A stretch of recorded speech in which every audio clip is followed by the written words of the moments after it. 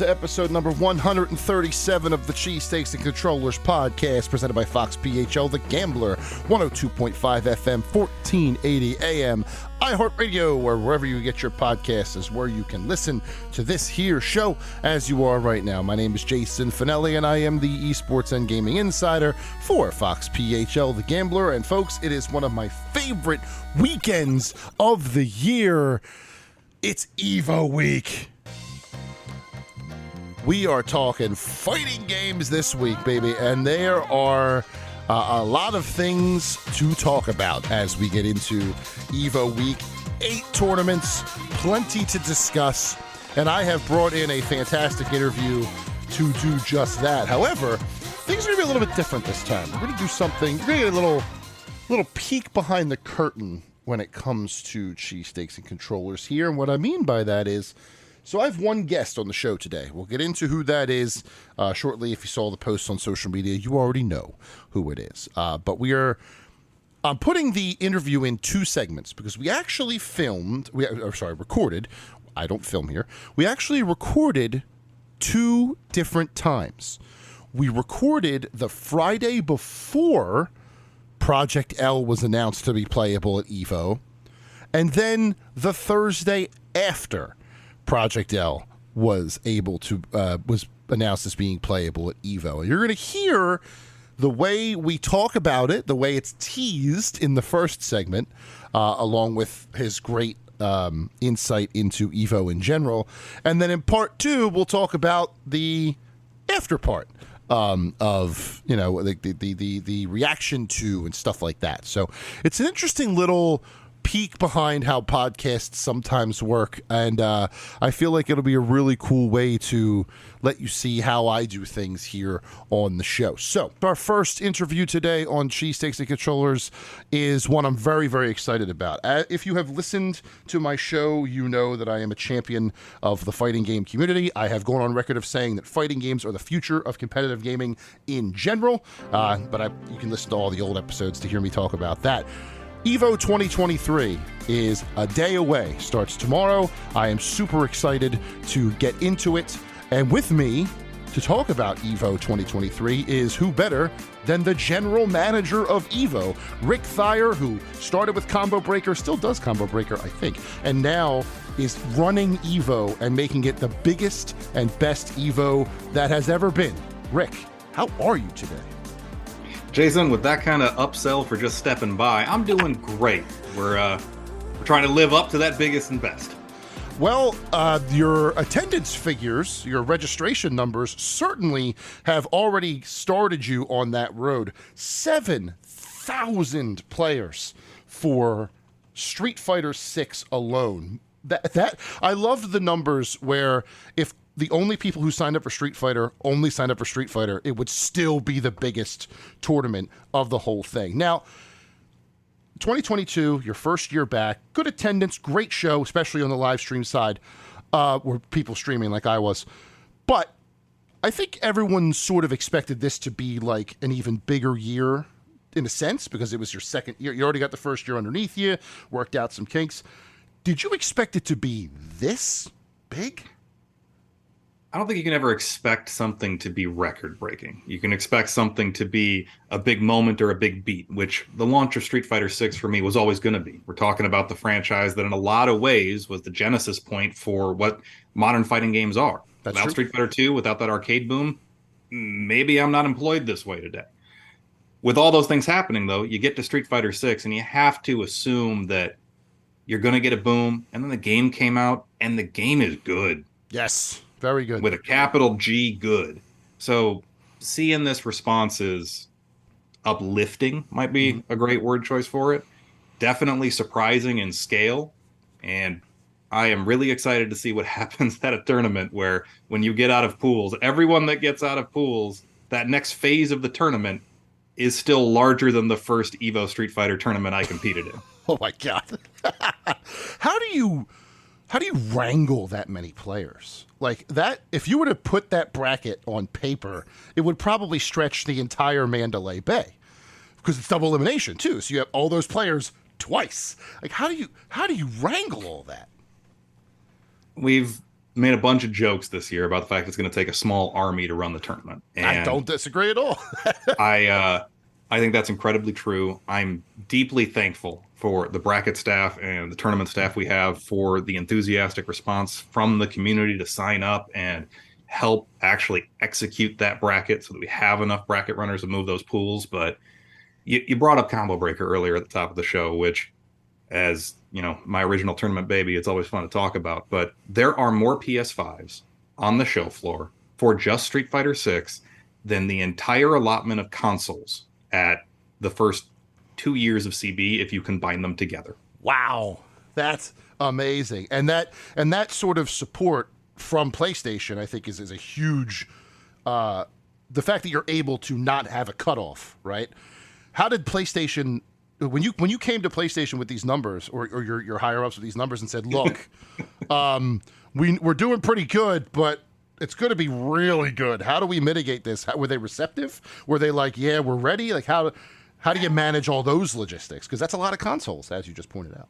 It's a lot of logistics. I think the cool thing about being in an org structure that Sony's on top of now is they're going to get excited about people using their hardware to play games. That's what they're here to support. And so having the visual of that many consoles in a room is a cool, enticing moment. When we were at EVO Japan earlier this year, I got to walk the show floor and then go up an escalator so that you could see down onto the show floor. Cool. With some of the executives at Sony. And here's this just huge room of PlayStation consoles and Sony monitors and people enjoying themselves competing. That's an impactful visual, I think, no matter where you are in any corporate structure. Now, the backside of that statement, though, is eyebrows raise when you ask for support in coming up with this much hardware. So we are still using community vendors at this show that are traditional hardware suppliers for a bunch of the fighting game community executions around the country, around the world now, actually. We have support from Sony to come up with the sheer volume of PlayStation 5 necessary to run an open bracket this scale. It makes me think a lot about next year when more of these games will be available on PS5, because there's a Tekken 8 coming out, which I'm praying is before EVO next year. There are more games in the future. Mortal Kombat 1 this year. Exactly. The needs for hardware support at this scale, I think, cannot be devalued. And it's one of the absolute best parts of being in an organizational structure now that has access to a legitimate platform partner who produces hardware. Yeah. Because it's not an immediate solve. Somebody still has to go probably look through P&L sheets and shipping logistics and figuring out who has what, where, when, why, how. But there is a path that can start with just one email to one person to go down that chain. Whereas every other show I've ever run, it's how many suppliers do we have to combine? Oh no! Will they show up on time? Oh man! So when did or does setup begin? Like when are you? Again, this episode's going out the day before the show opens, but we are recording the week before. So have you started now a week before, or are you waiting till like Monday of next week? When does that setup phase begin? So some of my team will start arriving on Monday the 31st. Okay. We'll be in the venue on Tuesday the 1st, chalking the floor, starting to get the rigging plans up into the air, kind of doing those processes. Cool. In terms of what I think a lot of people would consider the setup. So trucks are in, vendors are in, booths are getting set up, consoles are getting turned on. None of that really gets going at great pace till Wednesday. Which amazing to think. And you're going to be up and running on Friday, so you have 48 hours to get this whole thing set up. It's amazing how you all do it. The incredible thing is we have an extra day this year. Last year we did not have that. Oh. We had even less time. That's good. Well, you have what, 4,000 more people to worry about too? A lot more than that. One of the wildest things in talking about the numbers of EVO is people come and talk about having almost 9,200 unique players and going, "This is huge. This is the biggest. This is great." And then no one discusses all the spectator tickets. Oh God, I forget about that. Oh no! Oh so my! It's a massive, massive show. I hope you have a lot of paths just lined up for people to just walk, because there's going to be a lot of I've only been to one EVO in my life. It's 2018, 5 years ago. Chomping at the bit to get back. Hopefully, next year. And I just remember whenever like a big match was going on or like something really tense was going on at the stations on Friday and Saturday, people would gather and then we'd have to clear the path, but nobody would want to clear because they're watching. Now, the big screens around the event center kind of mitigate that for the people on the stage. But if there's a great match popping off, like in row 4 or row D, how do you, I don't envy you, I guess is what I'm trying to say. You get on your tippy toes. We definitely have a lot of walk paths that are as wide as they can be in the space that we have. We've got a lot of primary walks paths on top of that to get from, the left side of the venue to the right side of the venue, get north, south, so on and so forth, which I think are very needed this year because aside from the sheer volume of players that are going to be present in that, no lack of a better term for this, chaos pit for the early parts of the tournaments. No bad word at all. The show has a wealth of activities beyond that too, because you have a 10,000 square foot retro arcade this year that has high score tournaments in it. Wow. So if you really want to post up on Donkey Kong for 2 days straight and not sleep, well, you probably have to get kicked out of the venue at some point. But regardless, you can go that route of the show. There's the community tournaments and the community stagings that you can go and engage with games that aren't even part of that core lineup, but still represent the breadth of what fighting game culture and the fighting game genre is. That's true. Get on the opposite side of some of that. You've got the Artist Alley is still there. Vendor villages are still there. There's more exhibitors this year than there have been at EVO in the past. And although I'm not going to drop the names here, the advantage of this show coming a couple of days after another big announcement next week, there are going to be more developers and publishers with hands-on first impression games, characters, DLC routes. Ooh. You even got SNK in there running tournaments for some of their now legacy titles just at their booth space. That's so cool. There is no lack of opportunity to be entertained at EVO this year. That's awesome. Now, you were mentioning big announcements. You had some things earlier this week that have really set a lot of people on fire. What are some of the things that you were dropping a week before this show starts, as if we needed more than, thousands of players and whatever else is getting cooked up here? Fighting game community. If we're not asking for more, what are we doing? That's true. That is true. And I'm happy to be part of that, to be honest. Same here, actually. We have at EVO this year, and you saw this with the announcement for MK1, you saw this with the announcement for Tekken 8, the ability to get hands-on with upcoming titles in the fighting game genre that you have not played before. Amazing. And I know you said that this is dropping the day before the show, so I'm assuming Thursday here. Yesterday, if you go back 1 week, there is another huge announcement that just came out about more hands-on games at EVO that I think are going to incite absolute fervor about getting over into that developer-publisher alley at the show. Oh, man. This guy with his teases.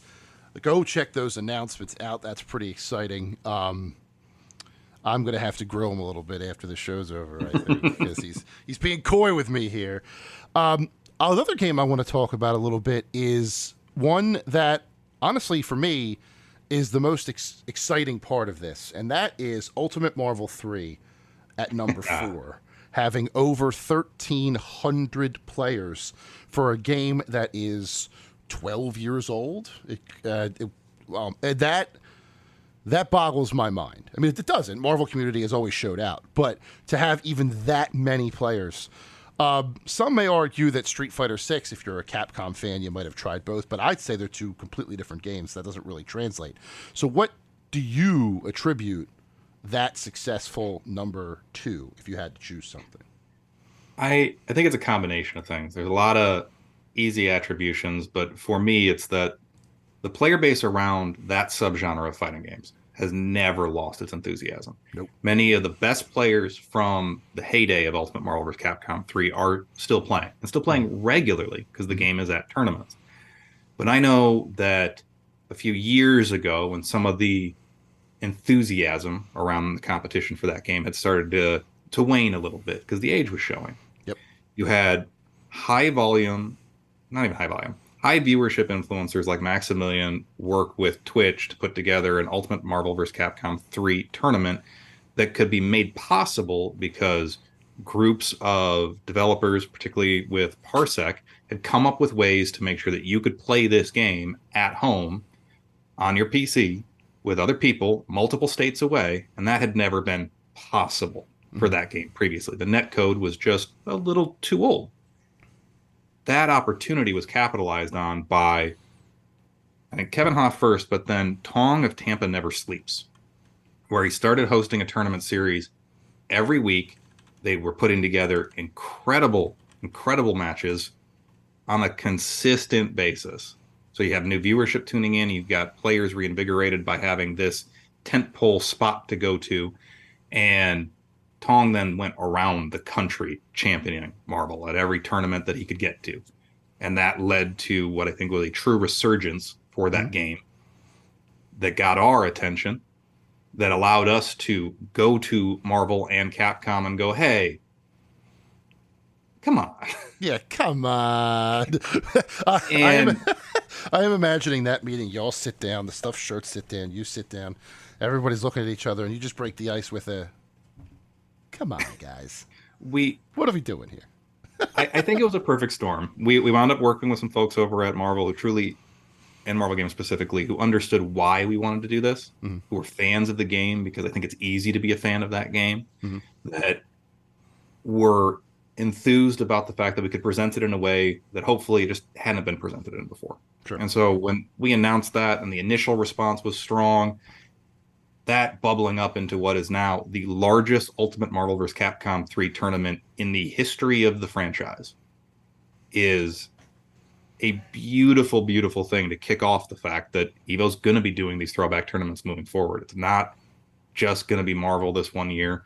There is so much in this genre that has surfaced back up in recent years because rollback netcode is strong, Mm-hmm. because PC ports are playable now, because of archival and emulation and all these things that we don't normally talk about a lot, but still kind of keep that fandom rolling. And we're big parts of what made EVO into what EVO is. Mm-hmm. So shining this new bigger light back on them and seeing, well, you know what happens if we throw Marvel to 10 people play, or do 1,300 people play? Okay. Now, are you worried that this particular classic game or retro game might be a misleading bar?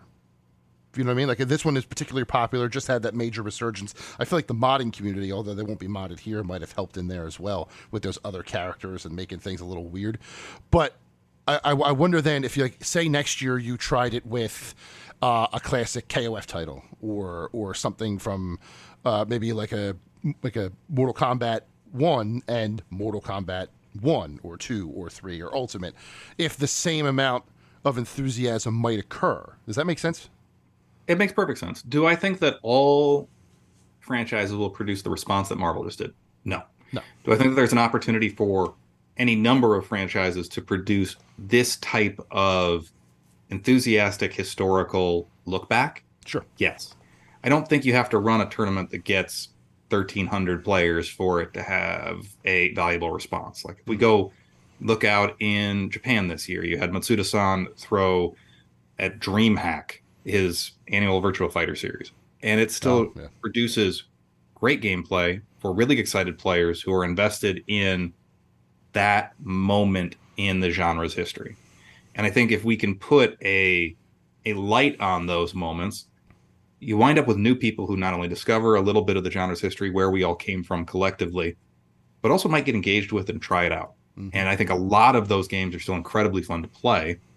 It's why you've got a Third Strike community series in North America right now. Yep. It's why you can find Vampire Savior players. It's why you can find pockets of players in Latin America, particularly where the older Tekkens are played more than the newer Tekkens. And I think if we can find the right timing for a lot of those games from year to year, we have a great moment to tell our story while also giving new players who are unfamiliar with that history or those games a chance to be part of it, which Okay. is, I don't know, some weird VH1 behind the music kind of approach to this, but I think it works because the games are still good.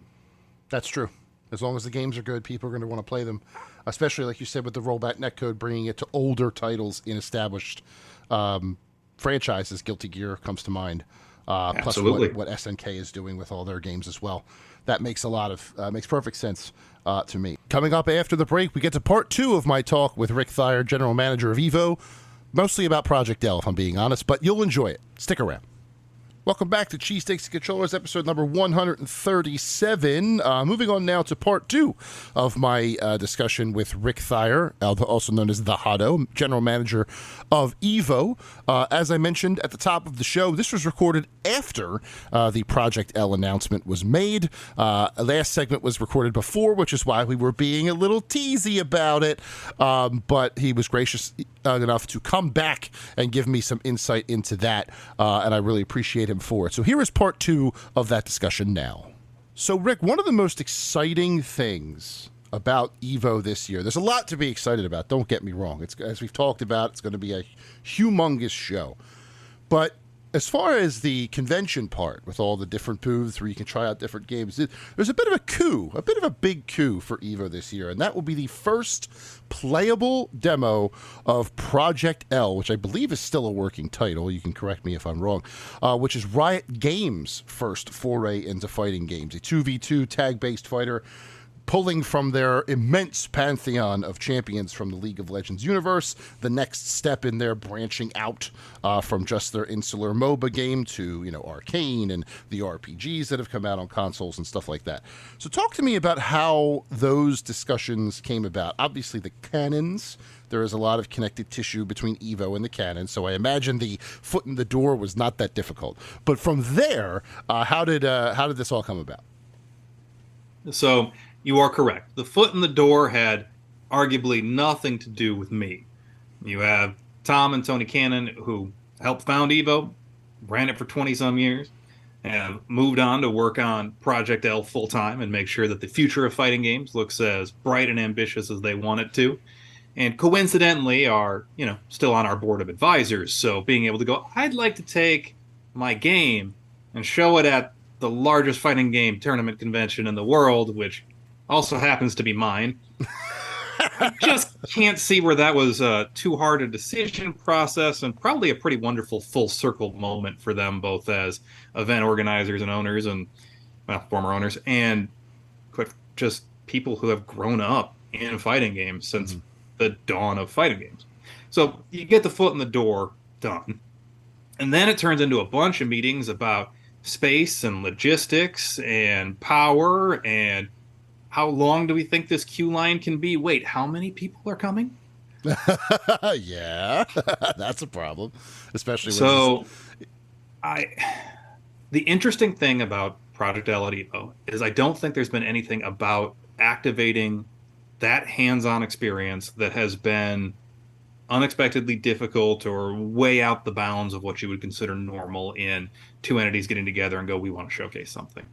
I think the truly wild part about Project L at EVO is the fact it exists at EVO at all is way outside the bounds of what I expect from Riot historically. Right. I expect for a game that hasn't even had an official demo anywhere that I really know of that's available for the public to consume.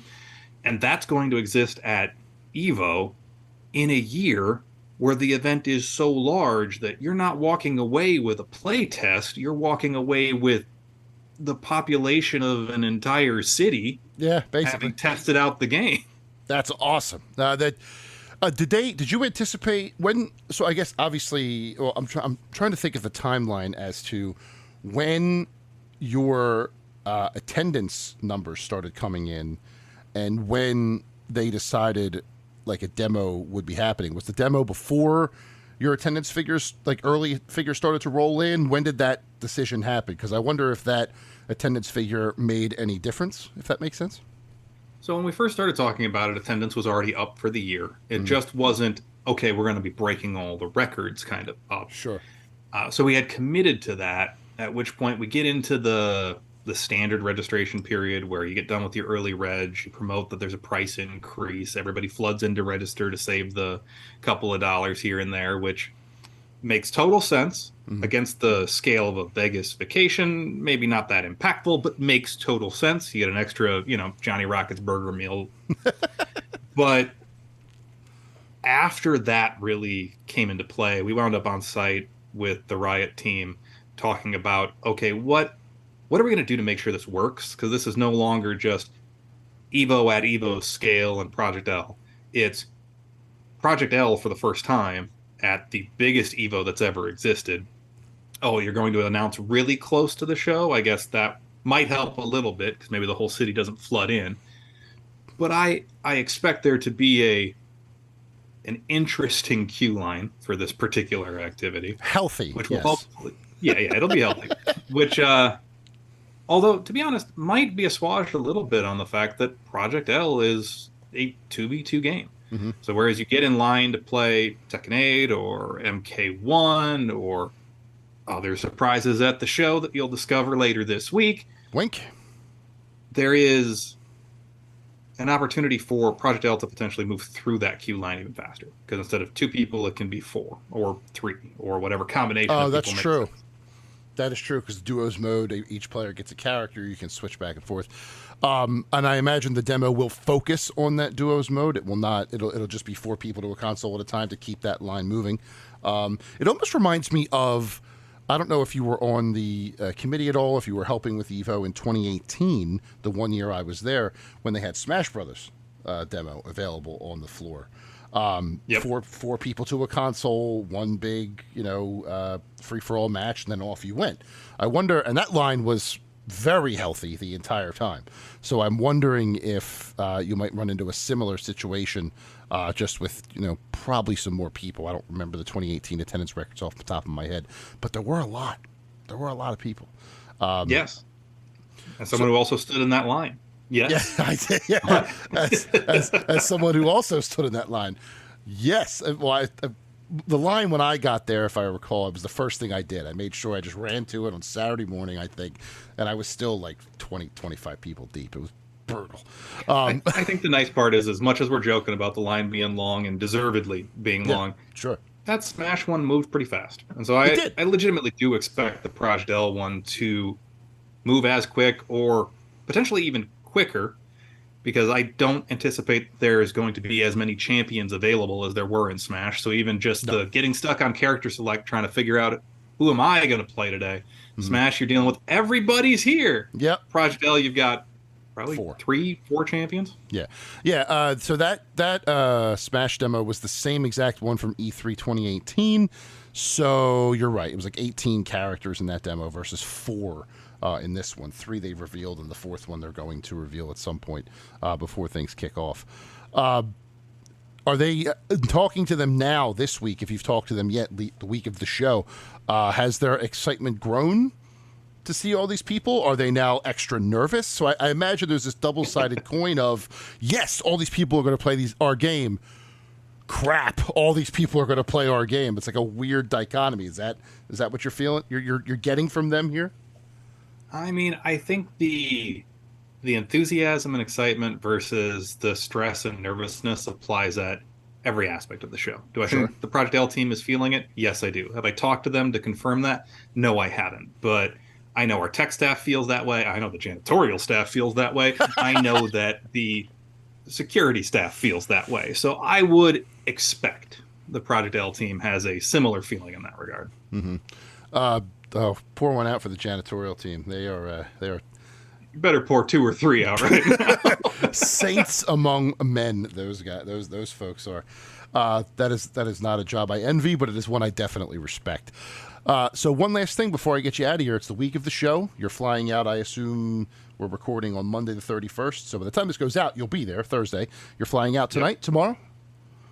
Bright and early tomorrow morning. Early tomorrow morning. I've got a 3-year-old at home, so I didn't want to fly out post bedtime. I'd rather get up a little too early, maybe get out the door before she's awake, otherwise have a breakfast and head off to Vegas. You and I have very similar thoughts when it comes to traveling alone. We don't go after they go to bed. We go before they wake up, which I guess in retrospect is the same thing, but whatever. The kid appreciates it.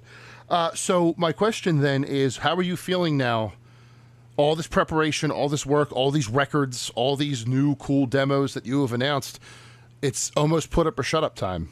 Are you ready? I don't think you're ever ready to run a show like this.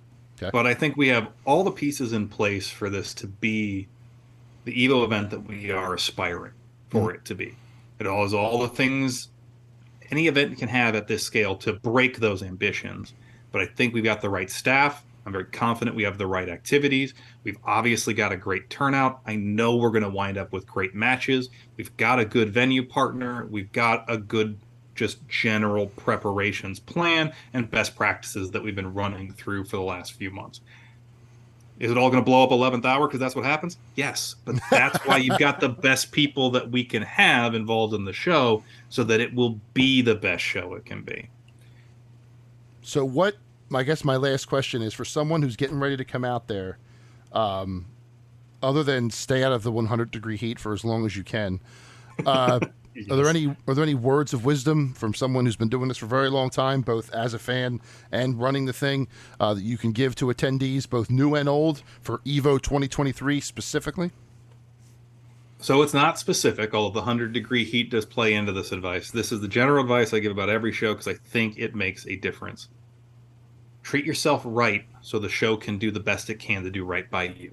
Love that. That means get enough sleep to actually enjoy the show. If you're somebody where that's 7 minutes, great. If you're somebody where that's like me and needs to be 7+ hours, aim for that. Mm-hmm. Drink water, particularly because we're in Vegas. It's going to be 100 degrees plus. Whether you're inside or out, that will creep under your skin and get into your bones. Yes. Eat. And if you can't eat well, pack some protein bars, bring some granola bars, bring some jerky. Because if your body feels good, the event will go well. There's enough there to do an experience that I can promise the entertainment level is high. Mm-hmm. There's enough to compete in that if that's your jam, you will have the opportunity to do so. The show that's been put together for Friday, for the showcase, for the finals on Saturday and Sunday, all of that I know will be what you need it to be. So just be in a condition to appreciate it to the best of your ability. I love that advice. You're going out to EVO 2023 this year, and you see Rick Thiher, general manager of EVO, walking around the floor. Shake his hand, elbow, whatever he's comfortable with. It's his choice, not yours. But make sure you thank this man, because he and his team are doing their best to make EVO what it is. And based on those attendance numbers, this year is going to be a hell of a show. Then you know what? I lied. One last little extra question for you. Is there one particular tournament of the 8 main ones that you're excited for? Like, is there one game where you're like, man, I'm really jazzed to see this one? So I know I'm supposed to say Street Fighter 6 because it's the biggest tournament, yada, yada, yada. As the guy who helped put together the Tekken World Tour years back, I'm supposed to say Tekken 7. As the guy who still, to this day, is playing MK11 pretty regularly, I'm supposed to say Mortal Kombat. The reality of it is, this is the single largest Ultimate Marvel vs. Capcom 3 tournament that has ever been hosted. And we somehow managed to get Combo Fiend to climb out of the Shadow Realm to do commentary for that bracket. That one, to me, is special. Yeah. And whether the rest of the tournaments are the best ever in any capacity that you want it to be the best, that one specifically, that one means something to me and a lot of the people that I used to travel to tournaments with on a regular basis. So it's very cool to have that at the show. I love that it represents EVO being able to do throwback tournaments. And I just think that one as a legacy head of that game is going to just feel good. Mm-hmm. And I'm hoping that with the turnout that you've had and the crowd that I expect for that top 6 in particular, because let's be honest, a lot of times people just they only have the time to tune in for the top 6s. They can't be a degenerate like me and have 8 screens going on a Friday afternoon. Let's hope that certain eyes are opened and that we don't have to talk about Marvel as a legacy game for much longer. But that's just a pipe dream on my end. I'm sure it's one on yours as well. I'm not going to make you comment on that. You're welcome to, but I'm not going to make you. I would love to be the guy that could just sit here and be like, yes, more Marvel. I have no influence. I have no power. I've got the same hopeful dreams that a few too many people have had for a few too many years, and hopefully those years dwindle down into something new and cool eventually. I would hope so too. Rick Thiher, ladies and gentlemen, the general manager of EVO, the hardest working man this weekend. I don't care what you're doing. This guy's going to be running around Las Vegas in 100-degree heat, making sure people can digitally punch each other in the face as safely and with as much fun as possible. I look forward to watching as much as I can. I'm not kidding when I say 8 screens. I'll tweet it like I do every single year. And I'll tag you in it specifically just so you're exit. Are we Xing now? What are we doing? Forget anyway. Rick, thank you so much for your time and your efforts in this. I am looking forward to an incredible show. Thank you for your great answers here. Looking forward to seeing what everything EVO has to offer. And maybe after the fact, sometime in August or September or something like that, we can do this again to do like a post show, like what went right, what went wrong, what you were most excited about. Rick, thanks, pal. Thank you. Coming up after the break, I get into my wishes for EVO 2023, including reveals I would like to see, tournaments I'm most looking forward to, and pipe dreams that probably won't come true, but hey, let's hope. Stick around. All right, yes, folks, it is Cheesesteaks and Controllers 137, which I have not mentioned yet throughout this episode. This is the EVO episode, and as many people know, the number 37 is very relevant in the world of EVO, as EVO Moment 37 kind of put this event on the map for a more across the greater gaming industry as opposed to just the FGC there in California. So it's for 137 to be the EVO episode and to have the great Rick Thiher, the general manager of EVO, on the show was a great get, and I really appreciate him coming. And now I am going to beg him for things. I'm going to beg him for things that I would like to happen at EVO this year. I'm going to cue up this music again because I love it that much. It's just one of the best fighting game songs ever made, and it's actually relevant to the first thing I would like to request in this segment, and that is another crossover between Capcom and SNK. They seem real chummy. All of a sudden, they seem like they're good friends. They're doing roundtables together during the pandemic, and they're spending a lot of time together. They're talking very highly of each other on social media and stuff like that. So if they wanted to give us Capcom versus SNK 3, I would have no problems with that. Capcom versus SNK 2 is a very special game to me for multiple reasons. It's a fantastic fighting game, for one. It holds the distinction of being the only game to date that I have ever imported from Japan, because I owned the Dreamcast version of the game. A American version for the Dreamcast did not exist, so I had, in order to play it when I had a Dreamcast and no other consoles, I had to import it.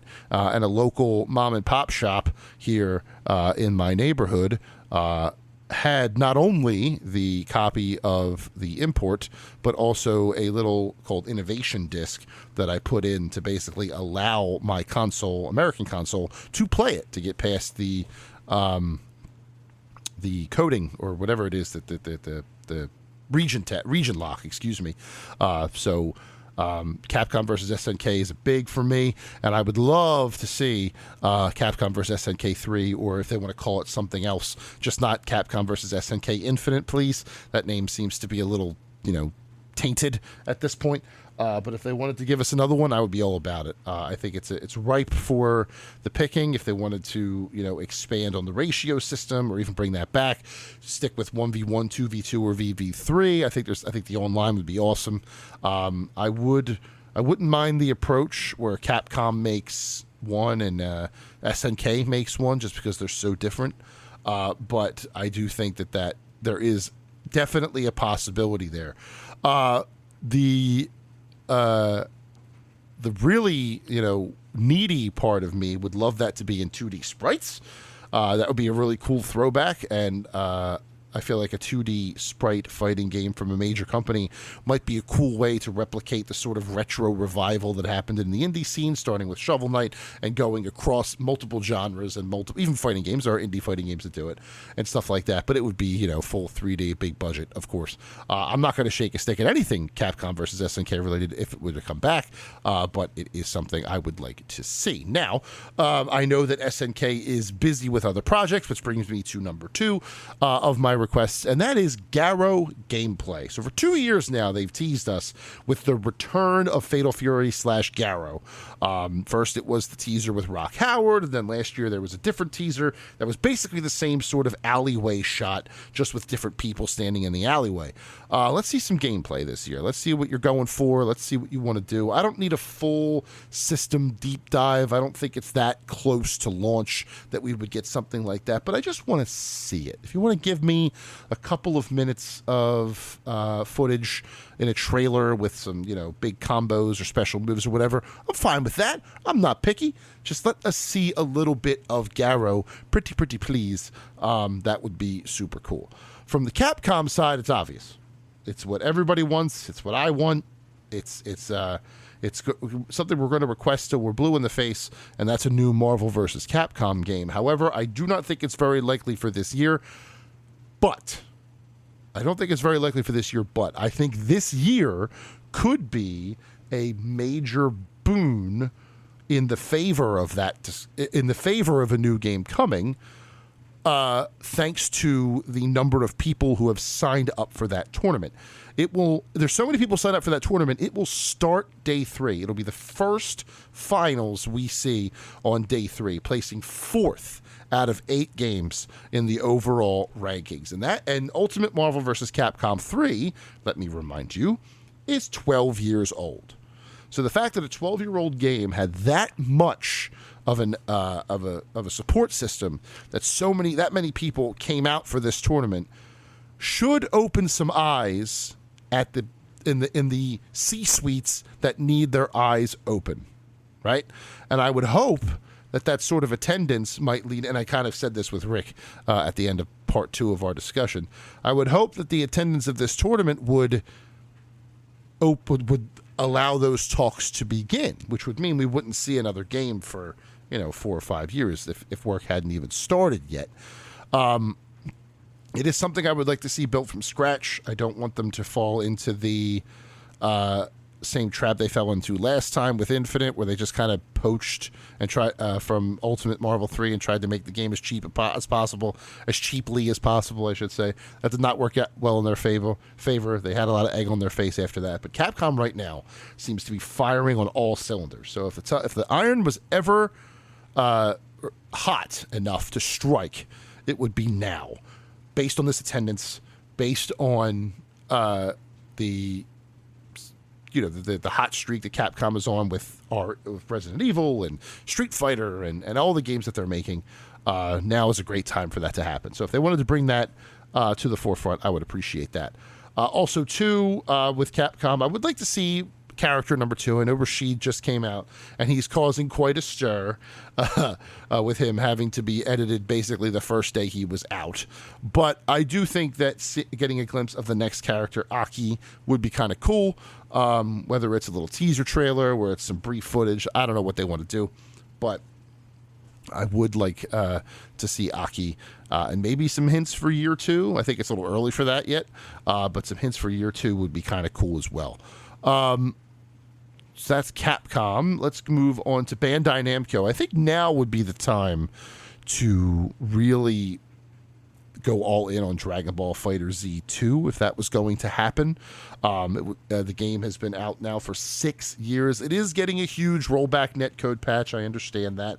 If they wanted to announce details on that as well for the 3rd year in a row, I think, that would be great. Also, I'd be happy with that. But I think a new game with some updated... Although, the problem you run into there is, what would a new Dragon Ball FighterZ add to what's already happening? The problem with that game is it makes... they would have to overhaul the fighting system in that game, because a critique of mine, ever since its first EVO in 2018, is that it basically degenerates into who could do the super the fastest. And it's just the same multiple supers over and over and over again. Big, long, drawn-out level 3s that we're seeing all the time. They need to find a way to streamline that combat, make it a little more interesting. Whether that's, slower meter or even 2v2 or 1v1. I don't know, to make the matches faster. I'm not sure. But I feel like there's a lot more work to be done there, so I don't think it's definite that Dragon Ball Fighter Z2 will be announced this year, but I would like to at least see some more news on the new rollback netcode. That would be nice. And then Tekken 8. Obviously, Tekken 8 has the possibility for a huge update. I would love to see some new characters, maybe our first guest character, or even, since this is EVO and it's the crowd that would appreciate it the most, the first original brand new roster member for Tekken 8. There has not been one yet. We have now had a beta test with 16 characters, and all of them were returning veterans.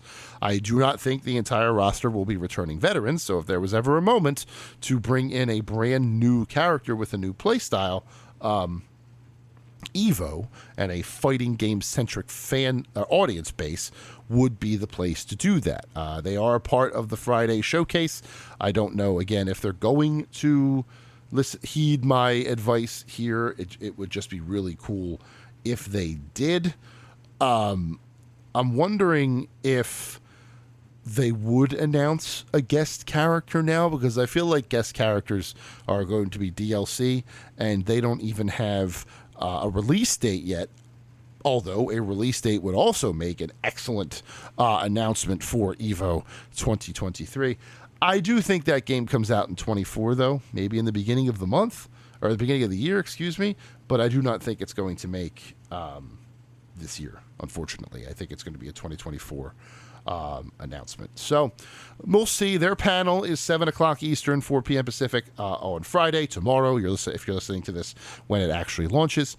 So we'll see what's going on there. But there's a lot going on in this showcase. Let's move on to what I am hoping for from the actual events, or what I'm looking forward to the most from the actual events. Arc System Works panel, probably Season 3 of Guilty Gear Strive.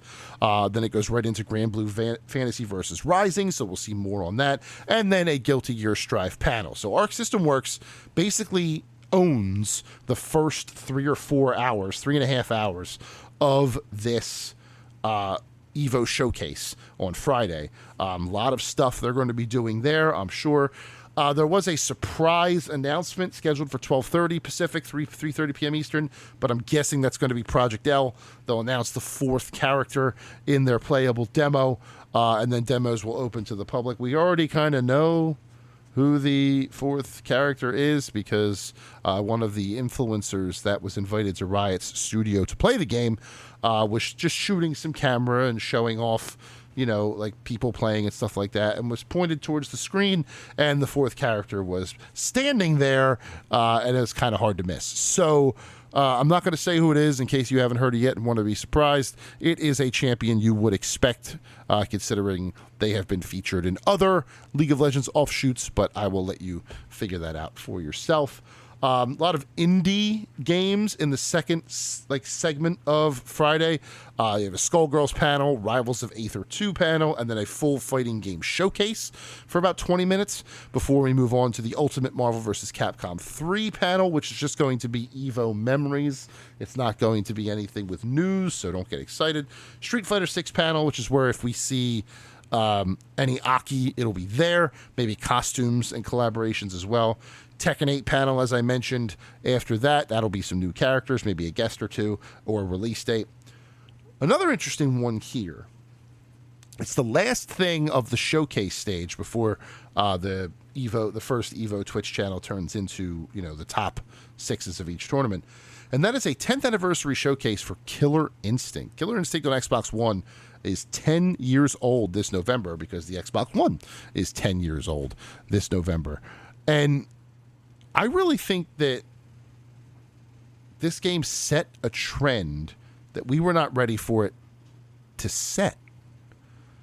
Like, it basically introduced the idea of adding characters piecemeal and, building a fighting game that way, as opposed to gating everything behind the $60 or $70 entry fee and then extra DLC after that. Not every franchise took to it, obviously, but the model that was there kind of set the standard for all of DLC going forward in fighting games. And if they wanted to announce a new one, that would be awesome. Phil Spencer did show up at the Final Fantasy XIV Fan Fest in Vegas to surprise everyone and say that Final Fantasy XIV is coming to Xbox. Maybe he stayed for a week and is going to show up at this showcase as well. That would be badass. Do I expect it? No, but it would be badass. So that's your showcase panel, and then we get into the tournaments throughout the weekend. Obviously, I am most excited for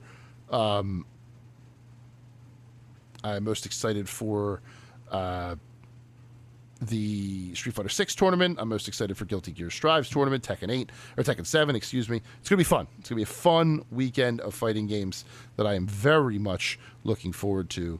I'm wondering, though, if I'll be able to watch all of it, and I will get into the reasons for that later.